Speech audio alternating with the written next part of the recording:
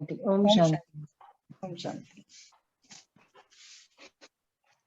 कैसे हो आप? बस अच्छे हैं। आप कब ला रहे हो?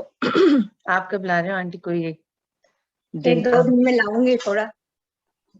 हाँ, ये तन मन धन संबंध पे पिता ने बहुत सुंदर 3 दिन से जो हाँ। हमें सिखा रहे हैं ना, उस पे हम्म। लेके आप भी पर लेके आओ। सारे पॉइंट्स तो लगभग आ गए हैं, थोड़ा आज चेकिंग। अभी अच्छा। अभी परमात्मा ने क्या बोला कि आप लोग सब लेके आइए। चैप्टर तो वही है, पर सबको लाने का बोला ना बाबा ने कि सब लेके आओ, क्योंकि ये हाँ, मुझ आत्मा की यात्रा, वो आपकी यात्रा, आपने उसको कैसे लिया। तो वो ठीक। जब मैं बोलती हूँ अलग बोलूंगी, आप बोलेंगे, वो अपने आप आपके हाँ। भाव उसमें ऐड हो जाएंगे ना, तो थोड़ा चेंज तो आएगा ही। ज्ञान तो एक ही है, हम सबके पास एक ही ज्ञान आ रहा है, पर पिता चाहते हैं कि हर बच्चा रिवाइज करे ताकि हर एक का हम्म। पक्का हो जाए, क्योंकि उन्होंने हाँ। सबको कंबाइंड करके तन मन धन से भाग्य शक्ति और हम्म। सौदा 3 दिन में उसको एक कंप्लीट वो बना दिया। तो वो चाह रहे हैं कि हर बच्चा इस पे बोले, इसलिए कि आप लोग का तो ऑलरेडी काफी टाइम से चल रहा है ना ज्ञान के साथ संबंध, पिता के साथ संबंध, तो आप और सुंदर तरीके से लेके आएंगे उसको। हम्म।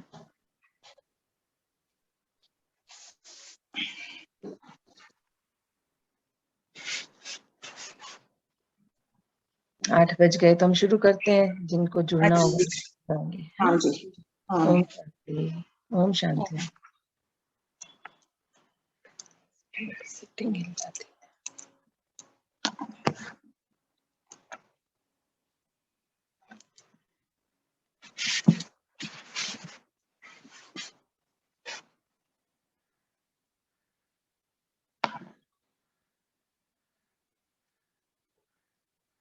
आज हम बात करते हैं परमपिता परमात्मा जो हमें ज्ञान इन दिनों 3 दिन से चल रहा है हमारा चैप्टर, तन मन धन और संबंध पर पिता का पूर्ण फोकस है कि हम बच्चों को कैसे पूर्ण रीति से परिवर्तित कर सकें, कि हम इन 4 मुख्य बातों को कैसे लेते हैं। अब तक कैसे ले रहे थे, अब कैसे लेना है, ये ज्ञान पिता ने दिया है। अभी हमने एक दिन जाना तन मन धन संबंध का सौदा, तन मन धन संबंध के साथ शक्ति। आज हम बात करते हैं तन मन धन संबंध और भाग्य, कैसे हमारा भाग्य भी परिवर्तित होता है, हो रहा है।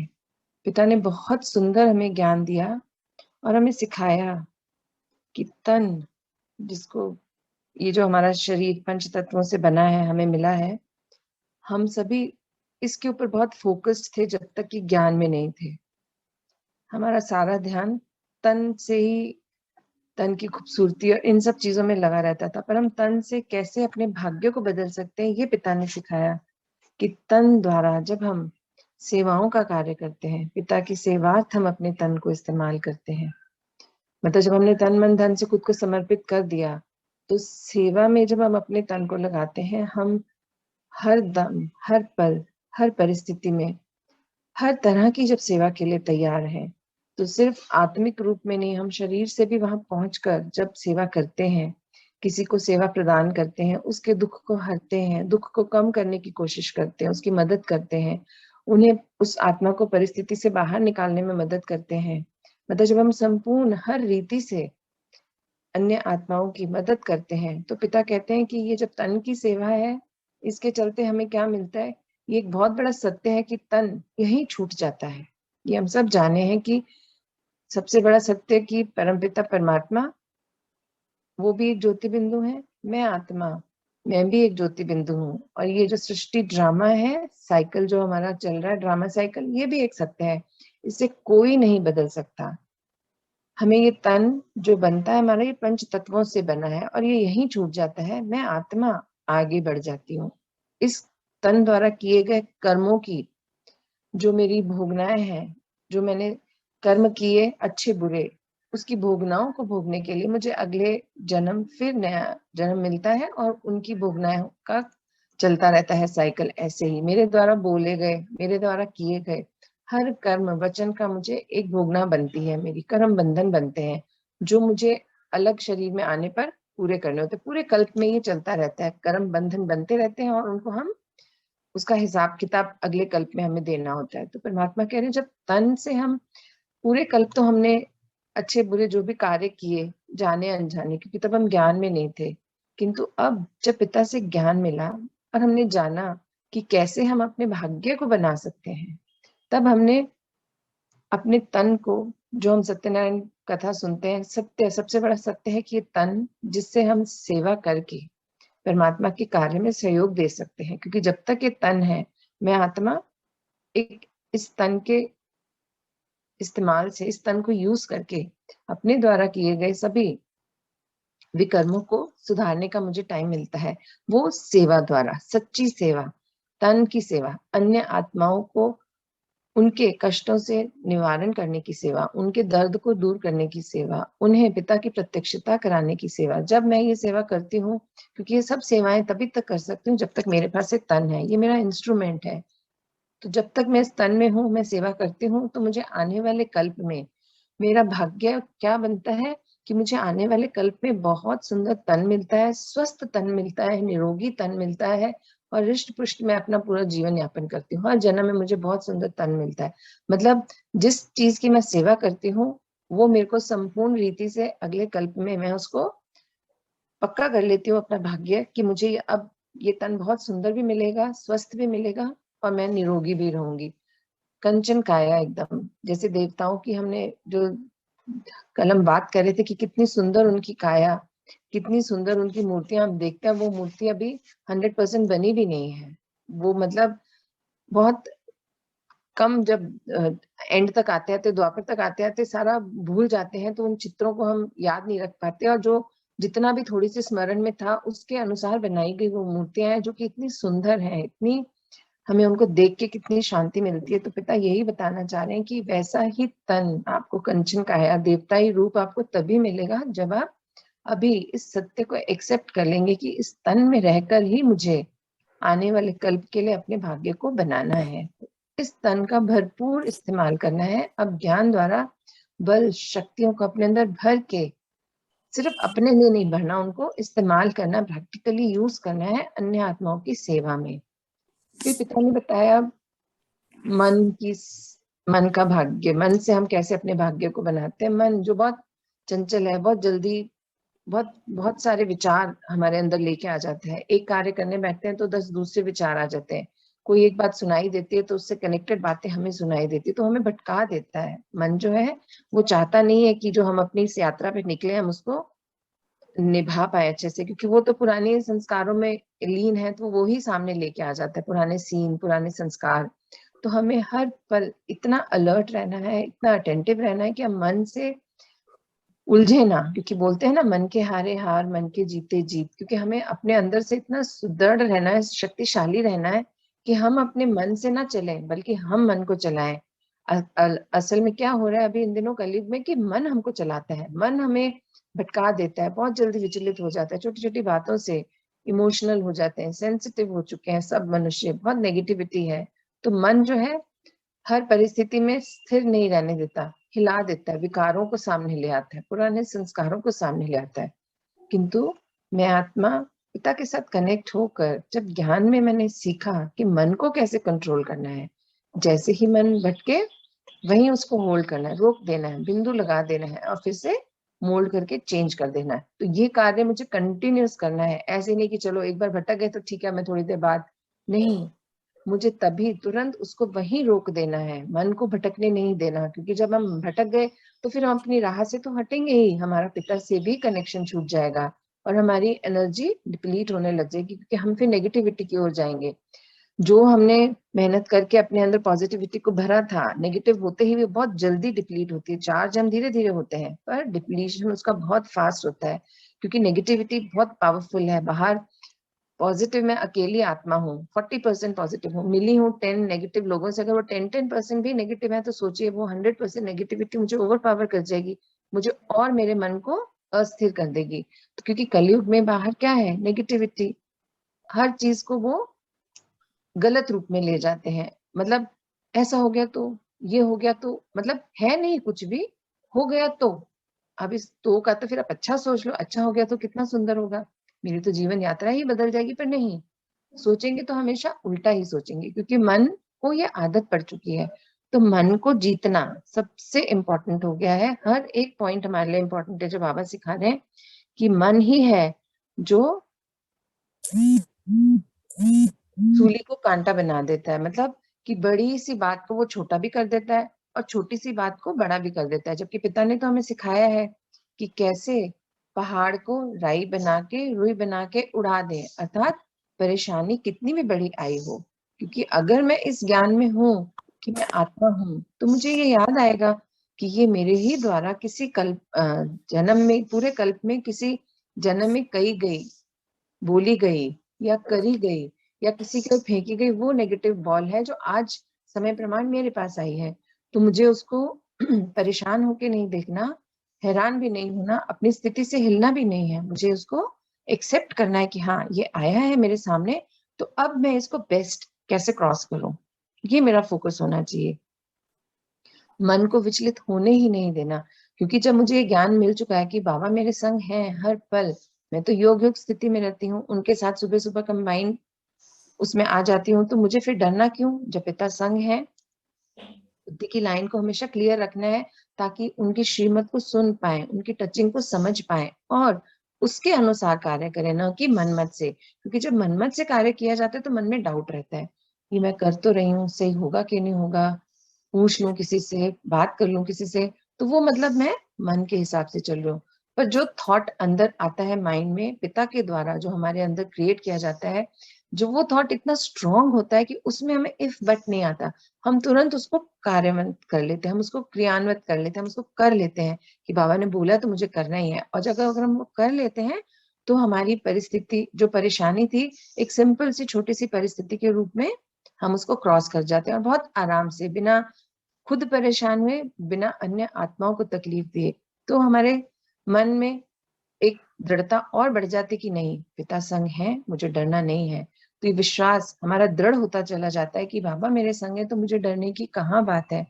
तो पिता जो हर पल ये बोलते हैं कि अपना सब कुछ मुझे सौंप दो, तन मन धन संबंध, सिर्फ यही नहीं, विचार, परेशानियां, हर चीज बाबा को सौंप कर हल्के हो जाएं, क्लियर हो जाएं, बुद्धि को एकदम खाली कर लें। और जब खाली होगी बुद्धि, तब हमें पिता की हर आवाज सुनाई देगी, उनकी टचिंग का एहसास होगा, हर पल उनके संग को हम अनुभव कर पाएंगे।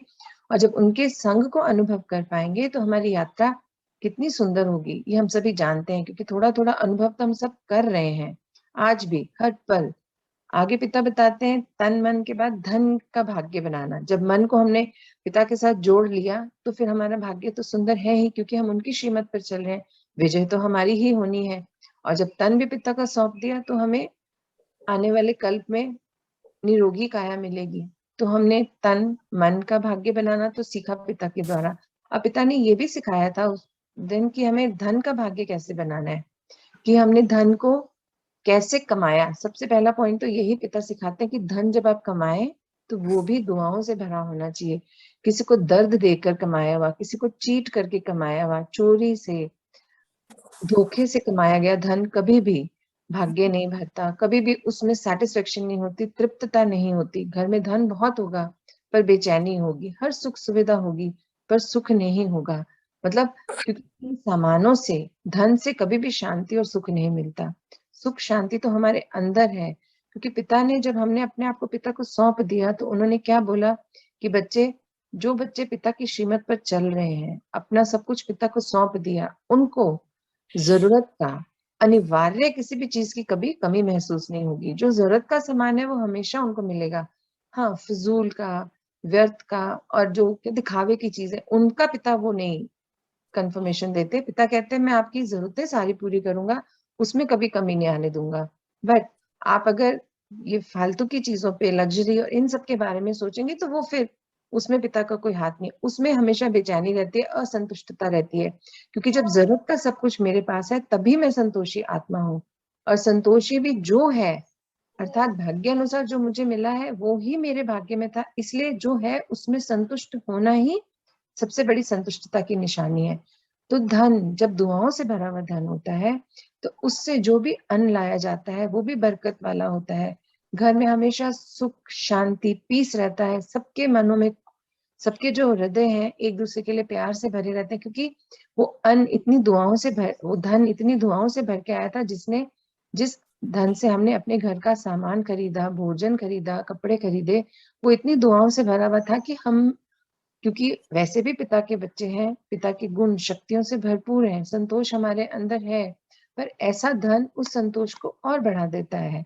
हमारी वो जो शक्ति है संतोष की, संतुष्टता की, वो और बढ़ जाती है और हम इतने शांत से रहने लगते हैं कि हमें कोई भी बाह्य चीजें अट्रैक्ट नहीं करती, उनकी वजह से हम विचलित नहीं होते, हलचल में नहीं आते, और हम अपने कार्य को, जो हमने संकल्प लिया है कि हम पिता के संग सहयोगी बन के रहेंगे, तो हम उसमें भी अपने धन को लगाना चाहते हैं और सही नीति से रीति से लगाते हैं, क्योंकि हर चीज की विधि, पिता हमारे भाग्य विधाता है। भाग्य विधाता अर्थात वो हमारा भाग्य लिखते नहीं है, वो तो डायरेक्टर है हमारे। भाग्य तो हम स्वयं लिखते हैं, हर आत्मा अपना भाग्य स्वयं बनाती है, लिखती है अर्थात जो भी हम इस कल्प में कर रहे हैं वो हमारे अगले कल्प में हमारा भाग्य बना रहा है। और अब भी जो हम इतने लकी बच्चे हैं कि पिता ने हमें सेलेक्ट किया, अपना डायरेक्ट बच्चा बनाया और हमें ज्ञान दिया अपने कर्मों को, कर्म बंधनों को काटने का, अपने विकारों को दूर करने का, अपने जो भी संस्कार परिवर्तन हो गए उन्हें फिर से सतयुगी संस्कार में परिवर्तन करने का। तो जब हम पिता की श्रीमत पर चलकर अपने ऊपर कार्य करके पूर्ण रीति से खुद को बदल लेते हैं, तो हमारा भाग्य हम बनाते हैं। पिता तो भाग्य विधाता है, वो हमें भाग्य बनाने में मदद करते हैं, गाइडेंस देते हैं। करना हमें स्वयं ही पड़ेगा और पिता द्वारा बताई गई विधि के अनुसार। भाग्य विधाता अर्थात जो भाग्य बनाने की विधि बताते हैं, रीति बताते हैं, जब उस अनुसार हम चलते हैं तन मन धन से, तब हम अपने भाग्य को सुंदर, श्रेष्ठ से श्रेष्ठतम बना लेते हैं, अति श्रेष्ठ बना लेते हैं। तो पिता हमें हर दिन इतना सुंदर रीति नीति से सिखा रहे हैं, तो अब कार्य तो हम ही को करना है अपने आप को आगे ले जाने के लिए, क्योंकि पिता तो खड़े ही हैं हमारे इंतजार में। वो तो बोलते ही हैं कि मैं तो, हुजूर हाजिर है, आप बच्चे एक बार बोलें तो सही। मतलब पिता इतना खुश रहते हैं जब बच्चे उनको याद करते हैं, उनसे किसी कार्य के लिए बोलते हैं और अपने अंदर परिवर्तन लाते हैं। जब हम अपने परिवर्तन के लिए पिता को याद करते हैं, उनसे मदद मांगते हैं, तो बहुत खुशी खुशी हमारी हेल्प करते हैं। फिर आगे पिता ने संबंधों की बात करी थी कि संबंध से भी भाग्य हमारा जुड़ता है, तो संबंधों को भी हमें बनाना आना चाहिए। हर संबंध, अब तो हमने ज्ञान में जान लिया कि मेरा तो हर संबंध किससे है। शरीर के संबंध बहुत हैं जिनमें वो उलझ जाता है, बॉडी कॉन्शियसनेस में, है ना, रोल कॉन्शियसनेस में। पर पिता ने हमें सिखाया कि मैं तो आत्मा हूँ। ये सारे संबंध जो अभी हैं शरीर द्वारा बने हुए हैं, ये शरीर छूटते ही वो सब संबंध छूट जाएंगे। किंतु यदि मैं अपना हर संबंध का अनुभव पिता के साथ करती हूँ, माता पिता का, गुरु का, शिक्षक का, बंधु का, सखा का, मित्र का, प्रियतम का, बच्चे का, हर संबंध जब मैं पिता से जोड़ लेती हूँ, तो वो अनुभूति, वो संतुष्टता, उसका लेवल भी अलग होता है। क्योंकि इस संबंध में पिता ने हमसे कुछ नहीं मांगा, कुछ भी नहीं मांगते, वो हमें सिर्फ देते हैं। पिता तो देने के लिए ही आए हैं, उन्होंने तो अपना सब कुछ हमें दे दिया और हर बच्चे को एक ही समय पे एक साथ दिया है। वो हम बच्चों की ही कमी है कि किसी ने किसी चीज को ज्यादा लिया, किसी ने किसी चीज को ज्यादा लिया और अभी तक इनबैलेंस में ही चल रहे हैं। तो पिता कहते हैं जब मैंने आपको संपूर्ण रीति से सब कुछ दे दिया, तो अब क्यों आप भटक जाते हैं, क्यों अटक जाते हैं, क्यों नहीं हर चीज पिता की श्रीमत से करते। क्योंकि जब हम पिता की श्रीमत पर चल के करते हैं तो हमारे संबंधों में भी कभी कुछ दरार नहीं आती। क्योंकि जब मैंने अपने आप को आत्मा मान लिया, जो मैं हूं मान लिया, अर्थात इस सत्य को एक्सेप्ट कर लिया, और जब मैंने ये सत्य एक्सेप्ट करा कि मैं आत्मा हूं और अन्य जो भी मेरे संबंध हैं इस लौकिकता में, जो शरीर से जुड़े मेरे संबंध संपर्क हैं, चाहे वो कार्यस्थल हो, घर हो, नाते रिश्तेदारी हो, अड़ोस पड़ोस हो, स्कूल हो, ऑफिस हो, कहीं भी, दुकान पर हो, हॉस्पिटल में हो, जो भी मेरा संबंध जिससे भी जुड़ा है, वो सब मेरे भाग्य अनुसार मुझे मिले हैं। तो जो जैसा मिला है मुझे वैसे ही उसको एक्सेप्ट करना है, उसे चेंज करने का मुझे कोई राइट नहीं है। मुझे किसी को चेंज नहीं करना, मुझे स्वयं पर कार्य करना है। क्योंकि जब मैं स्वयं अपने ओरिजिनल गुणों संस्कार में आ जाऊंगी, तब मुझे बाहर से कोई एक्सपेक्टेशन नहीं होगी। मुझे पता है, ये ज्ञान है कि वो भी आत्मा है, ये उसका संस्कार है। और जब मैं ये बात समझ लेती हूँ कि उसकी किसी गलत हरकत को भी उसका संस्कार मान के मैं एक्सेप्ट कर लेती हूँ तो बहुत इजीली मैं उस परिस्थिति को पार कर जाऊंगी और मेरा संबंध भी खराब नहीं होगा। किंतु जहां मैं अर्थात सुमिधा, मेरा शरीर, जब मैं मैंपन में आ जाती हूँ तब मेरी एक्सपेक्टेशंस होती है, नहीं ये तो मेरी बहन है, मेरी भाभी है, मेरी ननद है, मेरी मम्मी है, मेरी बुआ है, जो भी है, अंकल है, आंटी है, इनको तो मेरे साथ ऐसे नहीं करना चाहिए था, ये मेरे बड़े हैं, ये मेरे छोटे हैं, इन्होंने रिस्पेक्ट दी नहीं, वो बहुत ज्यादा एक्सपेक्ट कर रहे हैं। तो ये सोच जब आती है तो रिश्ते बिगड़ते हैं। और जहां मैं ये सोचने लगती हूँ कि नहीं, मैं भी आत्मा, ये भी आत्मा, वो उनका संस्कार है, अगर वो मेरे साथ कुछ गलत भी कर रहे हैं तो जब मैंने एक्सेप्ट कर लिया कि वो एक आत्मा है तो मुझे पता है कभी किसी जन्म में मैंने उनके साथ कुछ किया था तो आज वो हिसाब चुकतू हो रहा है। तो मैं उसको बहुत लाइटली लेके परिस्थिति समझ के पार कर जाती हूँ और मेरा वो संबंध भी उतना ही सुंदर रहता है, क्योंकि तब मैं उस संबंधों को ज्ञान द्वारा वहां पे शक्ति का बल भरती हूँ कि हाँ, ये प्रॉब्लम हमारे बीच में आई थी क्योंकि आज ये समय सामने लाया है, तो अब ज्ञान के अनुसार परख कर मैं अपनी कौन सी शक्ति का बल वहां भरना है, उस सिचुएशन में वो बल भर के अपनी उस परिस्थिति को भी सुंदर बना लेती हूँ, ताकि आने वाले कल्प में वो परेशानी मेरे सामने दोबारा से ना आए। तो पिता ने इतने सुंदर तरीके से तन मन धन संबंध को भाग्य, मतलब संबंध के भाग्य को बनाना सिखाया हमें, कि जो चीज हम नहीं जानते थे, हमें पता भी नहीं था।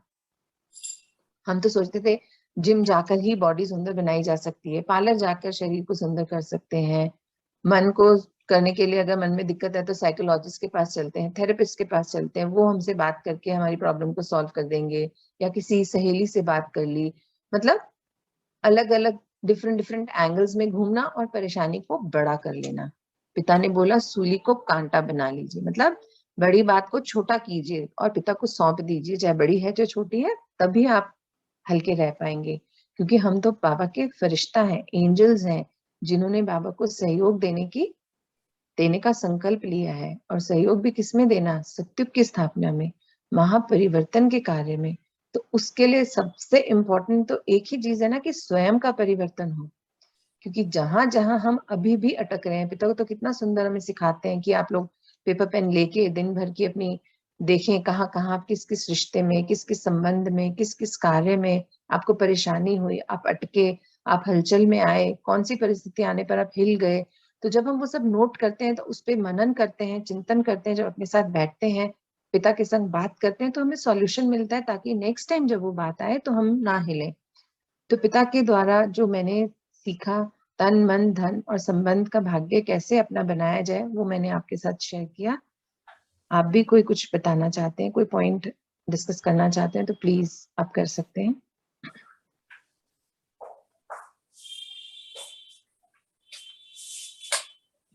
क्या बात, मेरी आवाज आई, कोई है सामने या नहीं है? जब आप पहले ये बात कह दिया करिए तो सब सामने आ जाए। एक्चुअली सभी को, अब मैं बार बार रोज दिन एक ही बात बोलती हूँ कि सभी को आना है सामने, तो इसलिए प्लीज अब जल्दी जल्दी बताइए कौन आ रहा है अब नेक्स्ट लेके इस चैप्टर को। 3 चैप्टर पिता ने बहुत सुंदर कराए हैं, जो उन्होंने बोला है, देखिए स्वयं बोला है कि सब बच्चों को लाना है ना। तो अब एक एक करके, जरूरी नहीं है 3 दिन बोलिए, एक ही दिन में सबका कंबाइंड आप एक स्वरूप बना के ले आइए अपनी यात्रा का। मतलब सबको मदद मिलती है, पता, जो हम सीखते हैं ना उससे हम सब एक दूसरे के, चाहे वो छोटी सी परिस्थिति होती है पर दूसरे ने इतनी सुंदरता से उसे क्रॉस किया होता है ना, तो हमें लगता है अरे ये ख्याल मुझे क्यों नहीं आया, तो मुझे भी इतनी बड़ी प्रॉब्लम नहीं बनाता मैं इसको, है ना। तो हमें सबको मदद मिलेगी। तो हमें अपने संगठन को मजबूत बनाना है ना। अब तो हम बहुत जल्दी एक होने वाले हैं, पिता बोल रहे हैं कि अब सब इकट्ठे होने वाले हैं बच्चे, तो फिर अभी से हो ना इकट्ठे, अभी से करें ना अपनी बातें, ताकि जब सामने आए तो कुछ लगे ही ना कि अरे हम पहली बार मिल रहे हैं, ऐसा है ना। तो आज आप बताइएगा, जो भी आना चाहता है, नाम तो मैं किसी का भी नहीं लूंगी, जो भी सामने आना चाहते हैं अपना लेके वो प्लीज बताइएगा, तो हम उनका भी टाइम सेट करेंगे कि कब उनको आना है। जो वो बताएंगे टाइम, उसी टाइम पर हम लोग अपनी शिफ्ट कर लेंगे, बट आप लोग बताइएगा टाइम, तो हम वो टाइम मैनेज कर लेंगे, है ना। सब तरह से चॉइस है, करें कुछ हम लोग।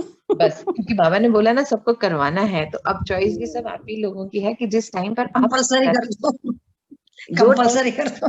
कंपल्सरी हो गया ना, ऑप्शनल तो छोड़ा ही नहीं, क्योंकि बाबा ने बोला ही, तो हम तो बोल ही नहीं रहे, बाबा ने बोला इसलिए मैं डेली याद दिला देती हूँ कि भाई करना तो है, जितनी जल्दी करेंगे अच्छा है, क्योंकि बोलने से फिर और भी याद आ जाता है। जब हम बोलते हैं ना पिता को साथ लेके, तो तब याद दिला देते हैं कि ये भी बात करनी है, ये भी बात करनी है, तो और सुंदर हो जाती तक है। मुंह नहीं खुलता है ना तब तक वो रहता है, जब खुलना शुरू होता है तो फिर वो एक के बाद एक चलता चला जाता है। ये तो खैर है, और शुरू करने की एक बात होती है कि शुरू कर वही हिम्मत नहीं करते हम लोग।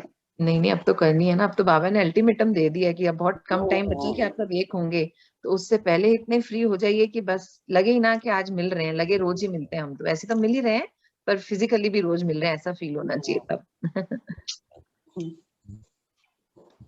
चलिए आप लोग बताइएगा, है ना। और अभी हम छोटा सा मेडिटेशन कर लें, बिंदु स्वरूप का जो पिता ने बोला प्रैक्टिस करनी है। सुमित्रा दी, हाँ जी।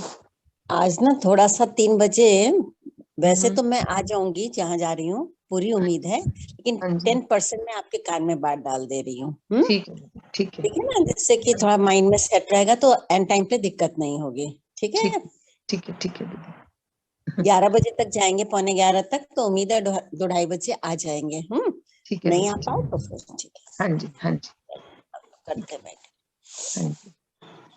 चलिए मेडिटेशन करते हैं हम लोग।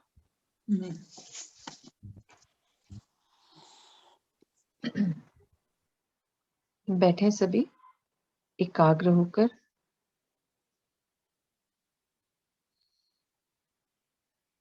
मन बुद्धि को एकाग्र करें, चारों ओर से ध्यान को हटाते हुए सारा ध्यान प्रकृति के मध्य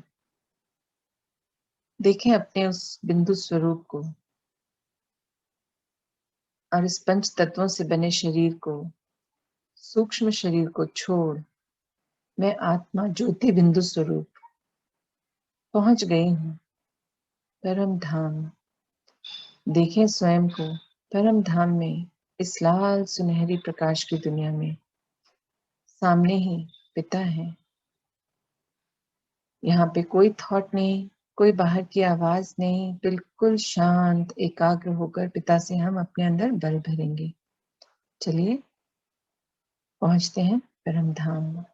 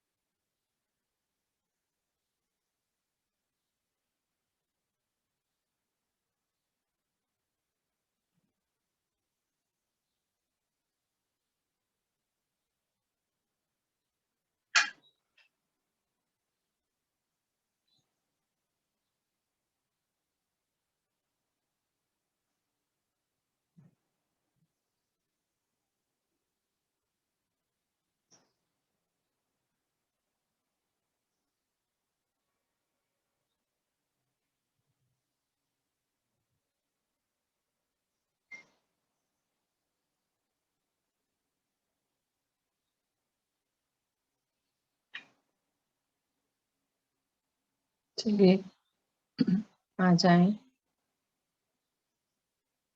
परम धाम से बाहर।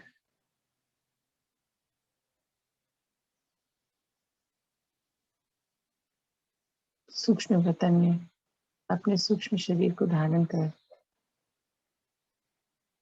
रिश्ते स्वरूप में और चलते हैं नीचे पृथ्वी की ओर। बैठे, सामने देखी पृथ्वी दिख रही है। स्थित करिए खुद को पृथ्वी के ऊपर और भर दें पूरी पृथ्वी को लाल सुनहरी परम धाम की शक्तिशाली किरणों से।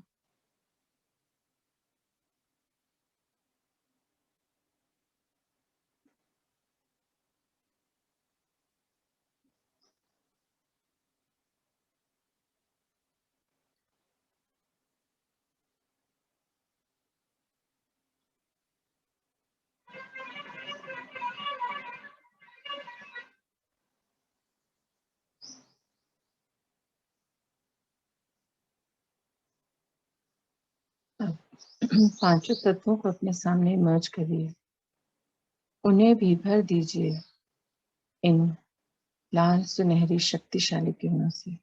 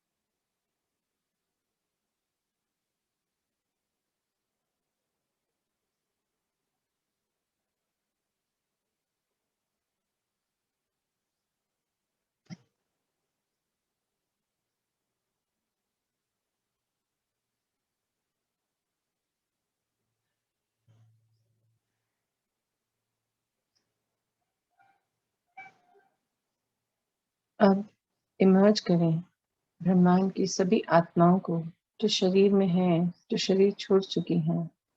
संबंध, संपर्क, रिश्ते, अड़ोस पड़ोस, जान पहचान, अपने पराए जो भी याद हैं, सभी को आत्मिक भाव में अपने सामने ले आए और भर दें इन लाल सुनहरी शक्तिशाली किरणों से।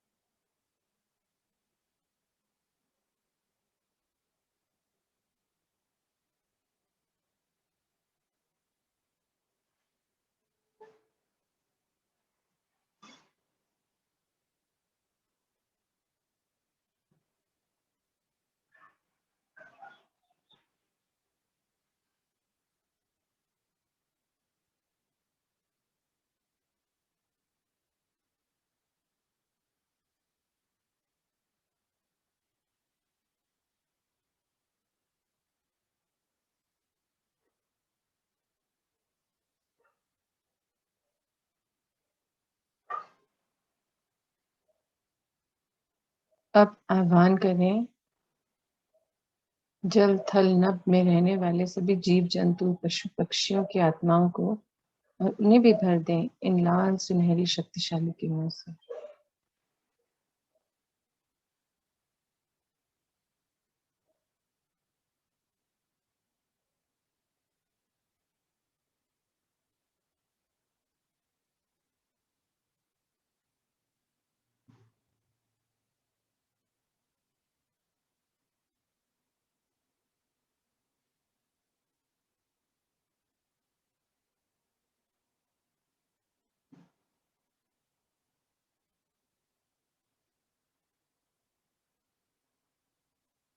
अब एंटर कीजिए पृथ्वी में। अब प्रवेश करते हैं और उड़ चलते हैं सीधा ब्लेसिंग विलेज के ऊपर। देखें, हम सभी फरिश्ते वहां पहुंच गए हैं। वहां के पांचों तत्वों को इमर्ज कीजिए, भर दीजिए इन लाल सुनहरी शक्तिशाली किरणों से, और बाबा का मैसेज भी उन तक पहुंचा देते हैं। ये पांचों तत्वों, आप कितने सौभाग्यशाली हैं। यहाँ पिता की स्थापनाओं का कार्य होना है। आप अपने आप को भर लीजिए इन शक्तिशाली किरणों से और फिर से सतो प्रधान स्वरूप में आ जाइए। और पिता के वो बच्चे जो दूर दराज अलग अलग शहरों में रहकर पिता के कार्य में सहयोग दे रहे हैं, उन सभी को अब धुआं के गांव तक आने में मदद कीजिए। और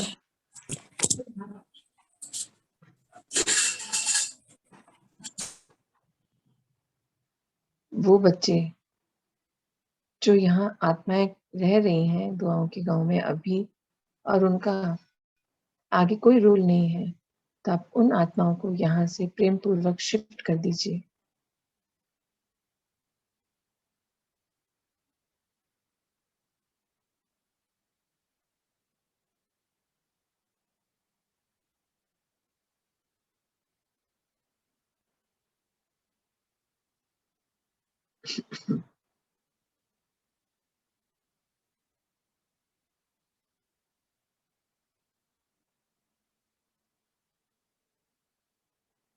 चलिए, अब हम उड़ चलते हैं अपने घर की ओर, अपने कर्म क्षेत्र की ओर। देखें स्वयं को अपने घर के छत के ऊपर। चारों ओर फैला दीजिए दिव्य लाल सुनहरा प्रकाश, और घर के चारों तरफ भी एक सुरक्षा कवच बनाकर एंटर कर जाएं अपने घर में। पूरे घर को भर दें इन दिव्य प्रकाश की किरणों से, इन शक्ति स्वरूप किरणों से। घर का हर कोना, कमरा, आगे पीछे ऊपर नीचे हर जगह से भर दीजिए। घर में रहने वाली सभी आत्माओं को भी इन शक्तिशाली किरणों से भर दीजिए। आ जाए अपने शरीर के सामने, एंटर कीजिए अपने शरीर में। मैं आत्मा विराजमान होती हूँ अपने सिंहासन पर प्रकृति के मध्य, अवतरित होती हूँ, और आज दिन इस शरीर से जो भी मेरे कार्य करने हैं उन्हें संपूर्ण रीति से मैं पूरा करने का संकल्प लेती हूँ। ओम शांति, ओम शांति। ओम शांति शांति। शांति। ओम शांति। शांति। शांति।